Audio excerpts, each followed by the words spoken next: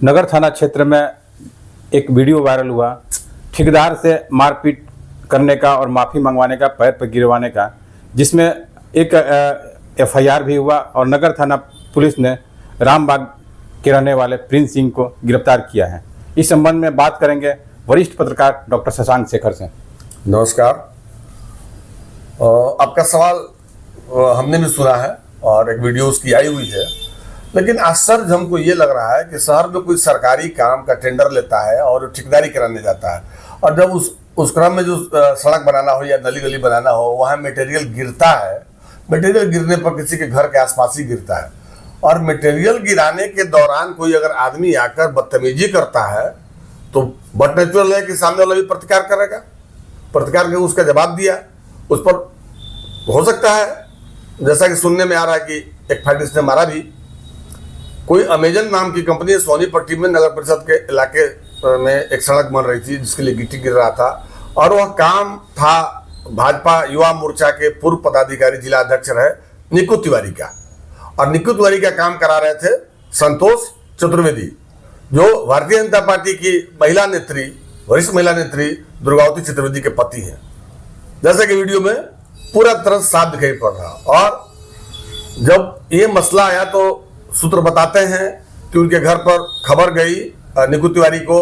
और उनके चाचा के माध्यम से समझौता करने की बात आई, क्यों इस तरह हुआ, क्यों गैल दिया गया। तो निकू तिवारी ने तमाम बातों को सुनने के बाद कहा कि चलिए हमारे आदमी के साथ अगर ये घटना हुई है तो हम ही चल के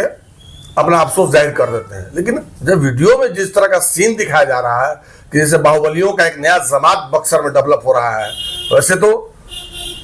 शहर में आम लोग का जीना दुभर हो जाएगा। हम तीसरे ताकत हैं बक्सर में, शासन प्रशासन और पुलिस के बाद, और इस तरह का काम हो रहा है, जिस तरह का वीडियो दिखाया जा रहा है, तो इस तरह तो प्रशासन के लिए भी एक खुली चैलेंज है कि तीसरी ताकत बन जाएगा। तब तो सरकार की कोई योजना कोई कराने जाएगा, गिट्टी बालू सामान गिरवाएगा तो वहाँ रंगदारी होगी या मारपीट घटना हो जाएगी। तो ऐसे में इन सब चीज़ों को प्रशासन को गंभीरता से लेना चाहिए था। अब दुर्गावती चतुर्वेदी ने इस मसले पर बताया कि मेरे पति वहाँ काम करा रहे थे, निकू तिवारी भी मौजूद थे, थोड़ी बात को लेकर भाषाभाषी हुई। भाषाभाषी के बाद ये मामला और बुलाया गया उनको फ़ोन करके, और उसी अमेजन ऑफिस में उनको बुलाकर, और जिस तरह से ह्यूमिलिएट किया गया, ये आज के सभ्य समाज के लिए कहीं से भी ये उचित नहीं है। और नहीं तो कोई व्यक्ति अगर सामाजिक जीवन जी रहा है, अपने जीवन यापन में ठेकेदारी करा रहा है, तब तो पता चले कोई जाके गिट्टी रख देगा और रंगदारी मांगना शुरू कर देगा। हालांकि इस मारपीट का वीडियो जैसे तैसे वायरल हुआ है, इस मसले में बक्सर के पुलिस कप्तान शुभम आर्या से बातचीत जब हम लोग की हुई तो शुभम आर्या ने साफ तौर पर से कहा, कोई भी वन व्यक्ति हो, कितनी बड़ी ताकत हो, सरकार की योजनाओं या किसी योजनाओं में कोई काम करने के लिए जा रहा है, अगर उस पर कोई गुंडागर्दी करेगा, हथियार के बल पर उसे प्रताड़ित करेगा, तो उसके विरुद्ध दंडात्मक कार्रवाई करेंगे। इस घटना की जानकारी उन्होंने कहा कि मैंने एसएचओ को कह रखा है कि जो लोग इस पूरे गिरोह में शामिल थे या जो वीडियो में दिखाई पड़ रहे हैं, उनका सबका हिस्ट्री खंगाली है। और जो संतोष राय के साथ, हालांकि जिसमें प्रिंस सिंह की गिरफ्तारी हुई है, उसमें प्रिंस सिंह का दफ्तर है, वहां पर ये सब मामला चल रहा है। लेकिन जिस संतोष राय ने हाथ छोड़ा है, जो उसको पीटा है, जो माफी मंगवा रहा है, वो कहाँ का व्यक्ति है मुझे नहीं पता है, लेकिन पता चलता है, लोग यही बता रहे हैं कि वो अमेजन ऑफिस में वो काम करता है। तो इस तरह बाहर का आदमी आकर यहाँ काम कर रहा है, और काम के दौरान सभ्यता के साथ पेश आने की जगह गुस्से में हाथ छोड़वा देना, या हाथ छूट भी गया तो समझौते के नाम पर बुलाकर पगड़ी उतरवाना, माफी मंगवाना, उसके साथ मारपीट की घटना को अंजाम देना, ये बक्सर जैसे सांस्कृतिक, साहित्यिक और सामाजिक शहर के लिए बहुत ही चिंतनीय विषय है। और उनकी पत्नी जो पीड़ित पक्षकार हैं दुर्गावती चतुर्वेदी ने कहा है, इधर निकू तिवारी ने कहा कि हमको तो लगता है कि मेरी पुरानी जो ई अदावत थी उसमें मुझे हरा नहीं सका, तो प्रिंस सिंह ने एक ये बहाना बनाया और इसी बहाने वो इस तरह का कुकृत्य किया। तो ये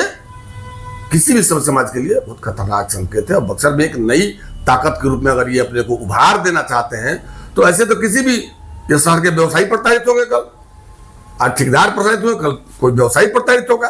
तो ये आप समझ रहे हैं कि ये आलोक जी कि अगर इस तरह का काम हो रहा है तो प्रशासन को इसमें पूरी तरह से गंभीरता और मुस्तैदी से काम करना चाहिए कि अब दूसरा कोई बाहुबली शहर में पैदा ना हो। सुशासन की सरकार चल रही है, लोग अमन चैन के साथ अपना रोजगार व्यवसाय करें, लेकिन कोई अगर इस तरह गुंडागर्दी करता है तो निश्चित तौर से ऐसे लोगों पर दंडात्मक कार्रवाई की होनी चाहिए। चलिए, तो फिर एसपी शुभम आर्य ने इस मामले में संतुष्ट कर दिया है कि जो भी दोषी होगा उस पर सख्त से सख्त कार्रवाई की जाएगी। धन्यवाद।